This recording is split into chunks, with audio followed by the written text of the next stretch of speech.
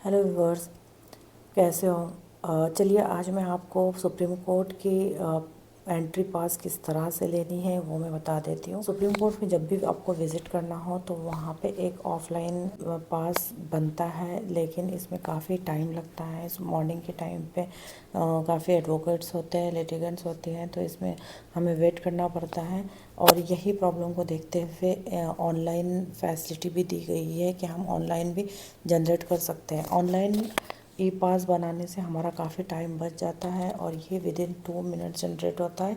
एक बार जब आप सुप्रीम कोर्ट की प्रोफाइल क्रिएट कर दोगे तो उसके बाद आपके लिए ई पास बनाना बहुत ही आसान हो जाएगा। जब भी कभी आपको सुप्रीम कोर्ट जाना हो तो आप easily within a minute E pass generate करके आप जा सकते हैं।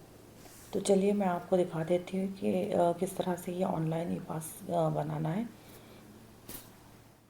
गूगल पे जाके suswagatam.sci.gov.in पे जाना।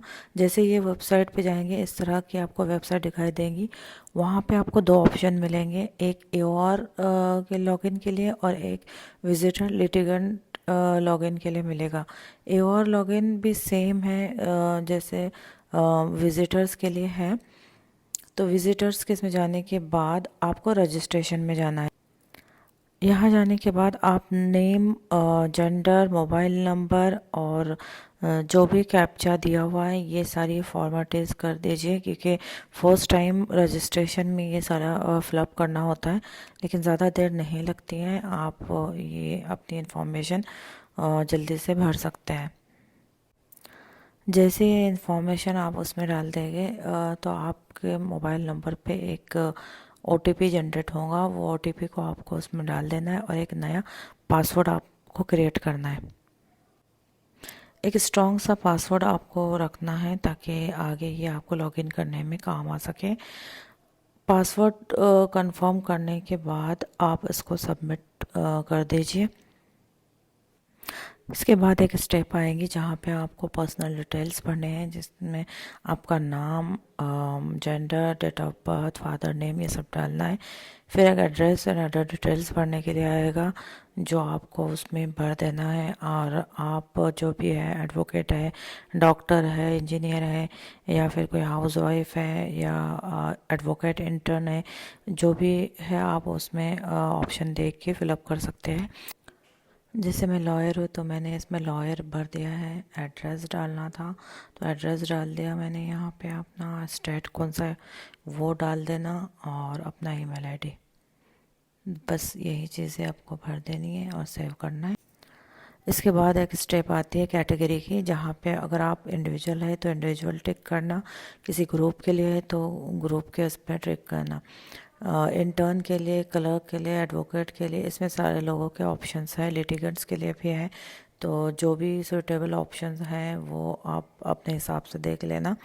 और मैं एडवोकेट हूँ, मैंने एडवोकेट ऑप्शन चूज़ किया है।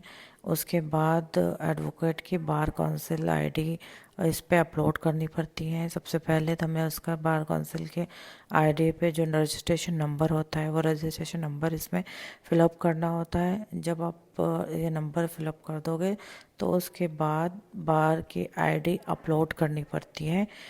ये पीडीएफ में आप अपलोड कर देना।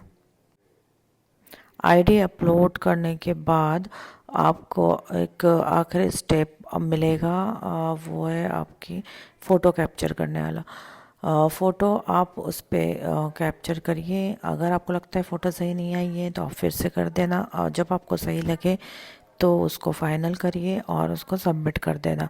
जैसे ही फ़ोटो सबमिट हो जाएगी फिर आप रिक्वेस्ट ई पास पे आ जाना। रिक्वेस्ट ई पास में आपको फॉर्म में सभी टिक किया हुआ आएगा। सिर्फ आपको वहाँ पे विज़िट डेट आपको डालनी है।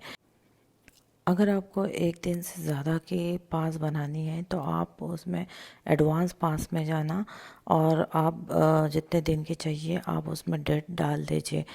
ये ज़्यादा से ज़्यादा आप सिर्फ एक मंथ के बना सकते हैं, तो आप 1 मंथ तक की ई पास इस पे एडवांस पास में जाके आप सेट कर देना। फिर आपको रीज़न देना पड़ेगा कि आप वहाँ पे विज़िट क्यों करना चाह रहे हैं। तो सिंपली कोर्ट वर्क या फिर बार एसोसिएशन के किसी काम का को जो भी आपका रीज़न है वो आप उस पर डाल देना और फिर बस सबमिट कर दो।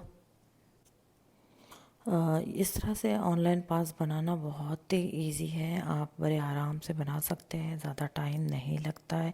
एक बार आपकी प्रोफाइल जनरेट हो जाए तो आपके लिए तो बहुत ही इजी हो जाएगा। फिर जब भी कभी जाना हो तो बस आपको ई पास जो रिक्वेस्ट करनी है बस उसी में जाना है, जितने दिन की चाहिए बस वो फिलअप कर दो और बस डाउनलोड कर देना। डाउनलोड करने के बाद आप अपनी प्रिंट ले लेना। ई पास इस तरह से दिखेगा। चलिए, थैंक यू मेरे इस वीडियो को देखने के लिए। मेरे चैनल को सब्सक्राइब करिए ताकि मैं इसी तरह की और वीडियो बना सकूं।